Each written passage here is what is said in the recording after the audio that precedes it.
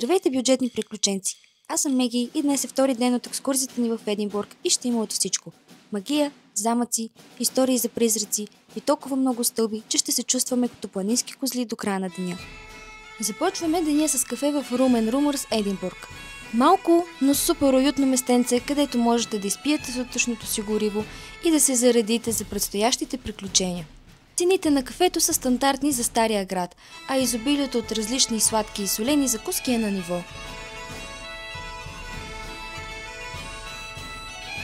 Приемаме немалко количество калории, но пък сме щастливи и сити. След кофеиновото презареждане се отправяме към Виктория Стрит. Някога е била основен търговски център, а днес е дом на някои от най-уникалните магазини в града. Наричат я реалната версия на Диагонали. Влизаме в Enchanted Galaxy Shop, където всичко е направено така, че да си кажеш: абе, аз имам ли нужда от това? Да, абсолютно.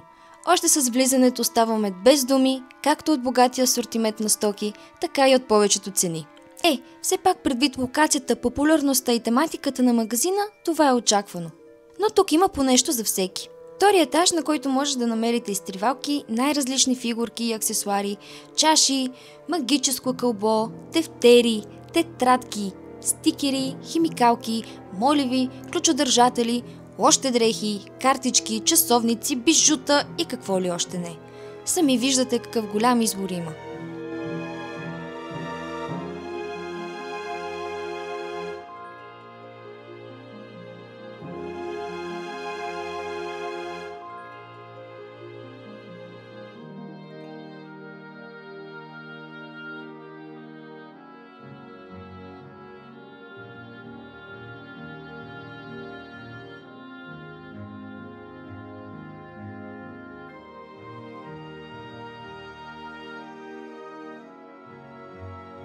Вторият магазин, който е официалният магазин на Хари Потър, е Museum of Context. Той се намира точно срещу The Enchanted Galaxy. Тук не просто се продават магически вещи, тук се потапяте в самата магия. Магазинът е на 3 етажа. На първият се намират касата и най-продаваните продукти.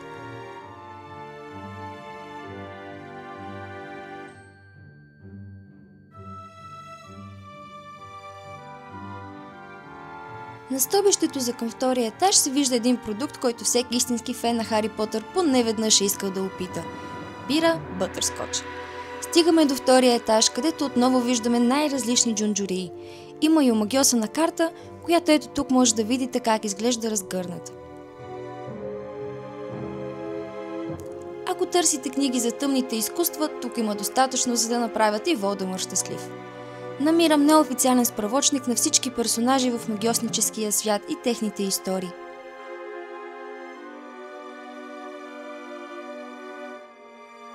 Другата книга, която хващаме, е от същата поредица, но е конкретизирана за Хогвартс, основатели, различни помещения и замъка и чудати легенди.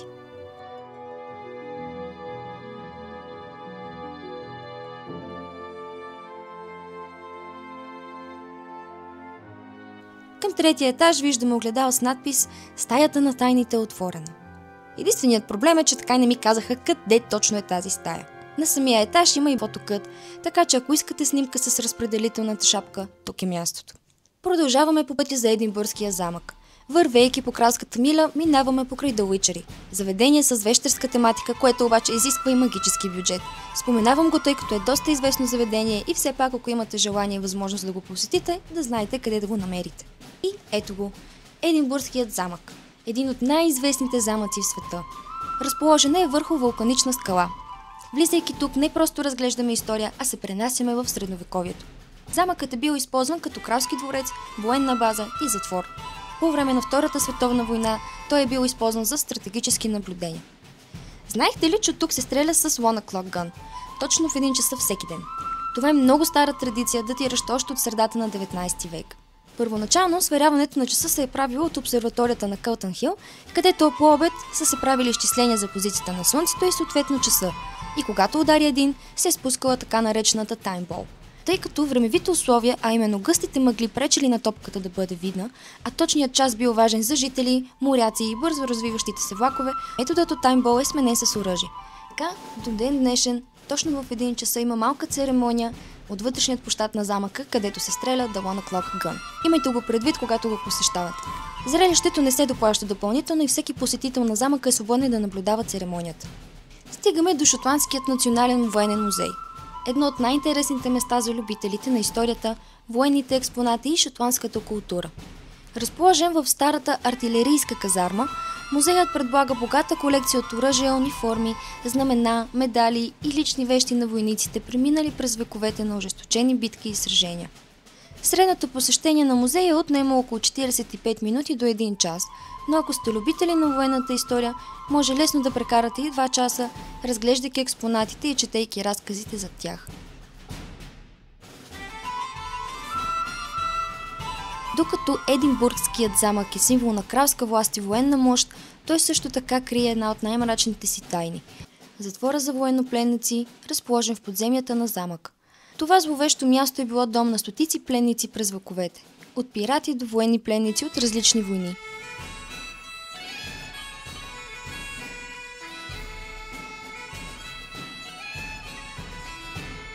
Разходката из затвора обикновено отнема 30 до 45 минути, но ако искате да прочетете всички надписи и документи, може да прекарате и цял час, изследвайки тези зловещи подземия.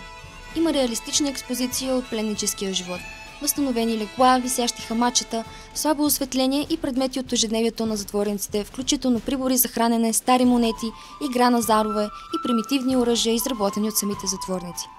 Докато се разхождаш от килиите, от колоните се чува репрезентация на гласове, които някога са кънтяли тези стени. Чуйте отказ. Il est si différent de la nuit qui précéda notre départ de l'Orient, Mathurin. Un spectacle tout à fait somptueux, je dois dire. Le gaillard derrière avait été paré d'auvent de soie et de peinture, et on nous servit un dîner. Jacob Allen, Ezekiah Wilkins, Reuben Wilkins.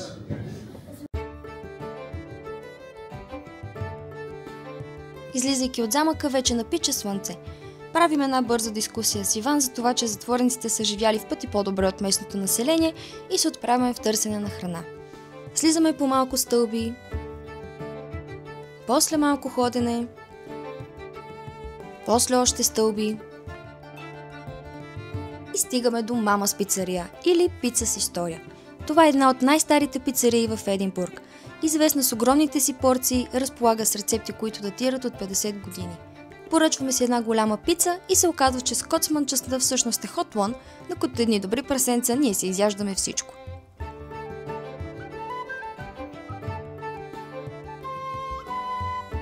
Продължаваме разходката из града и се отправяме към The Venel Viewpoint. Няма как да не сте чували за това място. Опитах се да снимам с гледка към замъка, но дали защото е красиво или защото всички имат същата идея, на снимките има повече туристи, отколкото фон.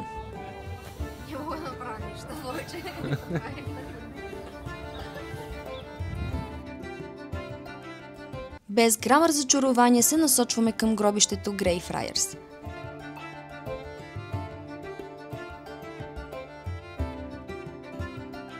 То се смята за едно от най-призрачните места в Шотландия. Нощем тук се провеждат страховити обиколки.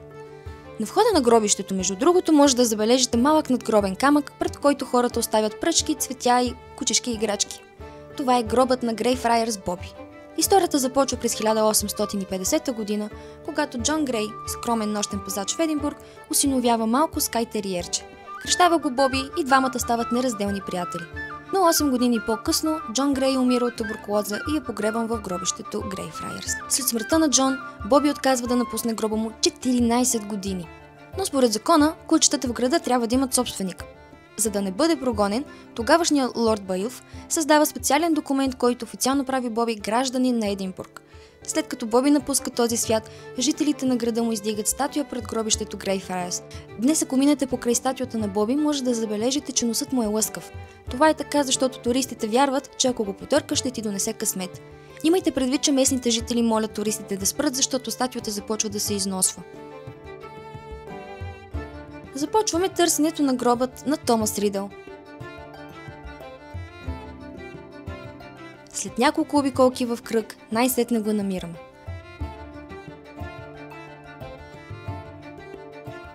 Стигаме и до Съркъс Лейн. Тя е била улица за конюшни през 18 век и е известна с викторианските си къщи.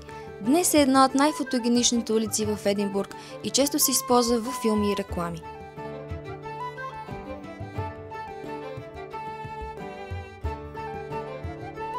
Решаваме, че е време за класическа приключенска разходка – качване до Артър Сийт. Артър Сийт е угаснал вулкан, който се издига на 251 метра надморска височина. Легендата гласи, че това е било мястото на легендарният замък на крал Артур, макар археолозите да не са съвсем убедени. Пътят нагоре е стръмен, но гледките от върха само предполагаме, че ще компенсират всяка изпуснала глътка въздух, защото като истински професионални пътешественици объркваме пътя. Това е пътеката, по която трябваше да вървим. Това е пътеката, която реално извървяхме. Ето го хълмът, а това е посоката, в която ние вървяхме и стигнахме до Салисбъри Кракс. Да, приятели, не всички герои носят плащове, някои просто следват грешната пътека. За Салисбъри местните се шегуват, че това е по-мързеливият Артър Сийт, защото изисква по-малко катерене. От тук вече може да гарантираме, че се разкрива невероятна гледка към Единбург. Оставете коментар, ако трябваше да се изгубите в Единбург, къде би било. И сега, да направим равносметка на деня. Кафе и закуска за двама – 16,50 паунда. Вход за Единбургския замък – 19,50 паунда на човек. Обяд за двама – около 21 паунда и отново хранителен магазин – около 12 паунда. Общо е близо 88 паунда или около 210 лева, като това е за двама души. Съветите ми за денят са: както са казали хората, колкото по-рано, толкова по-добре. Балансирайте денят си така, че да избегнете най-посещаваните часове. Купувайте билетите си онлайн. Спокойно може да разгледате всички различни варианти на цената за вход и да изберете най-подходящият за вас. Има достатъчно информация на място как да си вземете билета, без да е нужно да минавате през каса. Без значение дали си падате по историята или не, отделете си поне 2 часа за Единбургския замък, тъй като има много какво да се види. И не на последно място, предварително се запознайте с маршрута на хълма, който искате да посетите, освен ако не искате неочаквани фитнес предизвикателства. Харесайте, абонирайте се и натиснете камбанката, ако видеото ви допада. Ако сте пропуснали да гледате първа част от поредицата, видеото от ден 1 може да намерите горе в дясно. Благодаря ви, че отделихте време на това видео, надявам се то да ви е било полезно. До скоро!